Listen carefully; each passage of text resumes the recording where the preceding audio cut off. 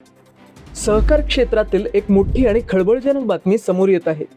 नागरी आणि ग्रामीण पतसंस्थांचा कणा असलेल्या हजारो पिग्मी एजंटच्या उदरनिर्वाहावर आता गदा आली आहे. सहकार विभागाने घेतलेल्या एका निर्णयामुळे राज्यभरातून संताप व्यक्त केला जातोय. सुरुवातीला आपण समजून घेऊया की पिग्मी एजंट्स म्हणजे नेमके कोण. पिग्मी एजंट, ज्यांना आपण नित्यसंचय ठेव प्रतिनिधी म्हणून ओळखतो, हे ते लोक आहेत जे दररोज गल्लोगल्ली, घरोघरी आणि दुकानातून जाऊन लोकांची छोटी मोठी बचत गोळा करतात. मध्यमवर्गीय आणि छोट्या व्यापाऱ्यांमध्ये बचतीची सवय लावणारा हा महत्त्वाचा दुवा आहे. मात्र आता राज्य सहकार विभागाने संपूर्ण महाराष्ट्र राज्यासाठी एक नवीन आणि जाचक नियम लागू केला आहे. या नियमानुसार पिग्मी एजंट्सच्या कमिशनवर आता 2.5% म्हणजेच 2.5% मर्यादा घालण्यात आली आहे.